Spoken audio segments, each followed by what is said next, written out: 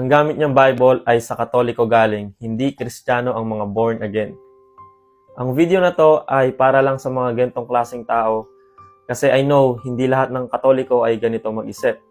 At marami rin akong nakikita dito na Katoliko na they open their heart and mind and talagang gusto nilang hanapin ang katotohanan at willing silang makinig ng salita ng Diyos. And guys, I have a big respect for you kasi I know it's not easy. Especially your whole life, you believe this, you believe that, you believe this.